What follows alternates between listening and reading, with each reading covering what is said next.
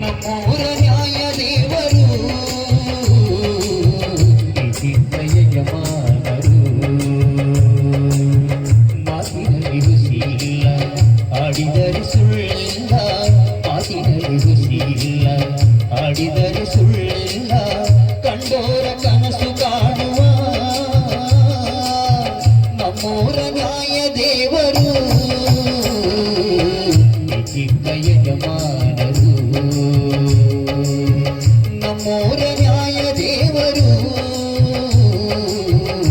ಚಿಕ್ಕ ಯಜಮಾನರು ಚಿಕ್ಕ ಯಜಮಾನರು ಚಿಕ್ಕ ಯಜಮಾನರು.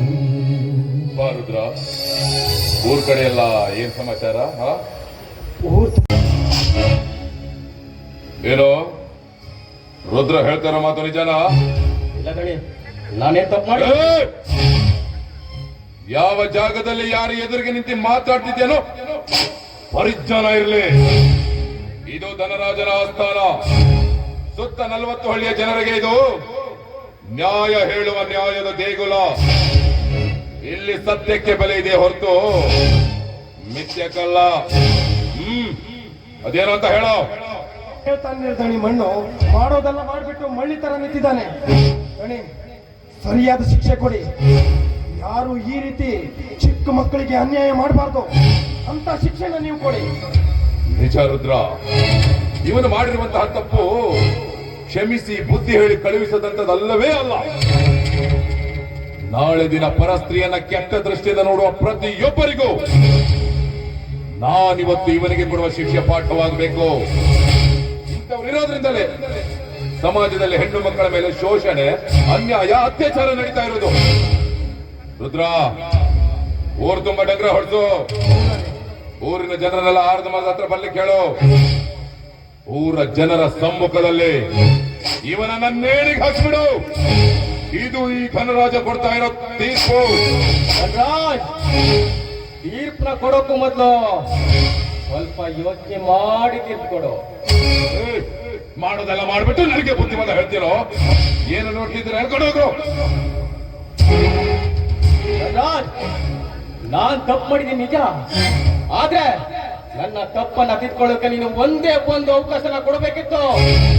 ಸರಿ, ನೀನ್ ಕೊಟ್ಟಿರೋ ತೀರ್ಪನ್ನ ನಾನು ಸಂತೋಷವಾಗಿ ಸ್ವೀಕರಿಸ್ತೀನಿ. ಆದ್ರೆ ಮುಂದೊಂದು ದಿನ ನಿನ್ನ ಮನೆಯಲ್ಲಿ ಇದೇ ರೀತಿ ಘಟನೆ ನಡೆದಾಗ ನೀನು ಯಾವ ರೀತಿ ತೀರ್ಪು ಕೊಡ್ತೀಯ ಅಂತ ನಾನು ನೋಡ್ತೀನಿ. ಇವನು ನ್ಯಾಯವಂತರ ಮನೆತನದ ಕುಡಿ, ಮಾನವಂತರ ಮನೆತನದ ಕುಡಿ. ನ್ಯಾಯಕ್ಕಾಗಿ ಹುಟ್ಟಿದ್ದೇನೆ, ನ್ಯಾಯಕ್ಕಾಗಿ ಬದುಕಿದ್ದೇನೆ. ಸಮಯ ಬಂದ್ರೆ ನ್ಯಾಯಕ್ಕಾಗಿ ಸಾಯ್ತೇನೆ ಕೂಡ. ತಪ್ಪು ಮಾಡಿದವರು ತಂದೆ ಆಗಲಿ, ಮಗಲಾಗಲಿ, ಬಂಧು ಆಗಲಿ, ಯಾರೇ ಆಗಲಿ ಅದು ತಪ್ಪೇ. ತಪ್ಪು ಮಾಡಿದವರಿಗೆ ತಕ್ಕ ಶಿಕ್ಷೆ ನೀಡೋದು ನನ್ನ ಕಾಯಕ. ರುದ್ರ, ಬೆಳ್ಕೊಂಡು ಹೋಗು ಇವನನ್ನ. ನಾನು ಸತ್ತು ಪ್ರೇತವಾಗಾದ್ರೂ ಸರಿನೇ ನಿನ್ನ ಮನೆಗೆ ಸುತ್ತ ಸುತ್ತ ಇರ್ತೀನಿ ನೆನ್ಸ್ಕೋ.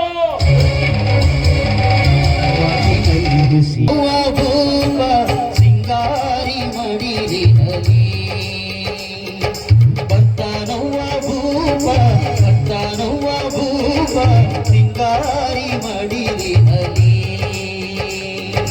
ಬರ್ತಾನವ್ವ ಬೆಳಕ, ಬರ್ತಾನವ್ವ ಬೆಳಕ ಸಿಂಹಾದಿ ಮುಂಚದಲ್ಲಿ.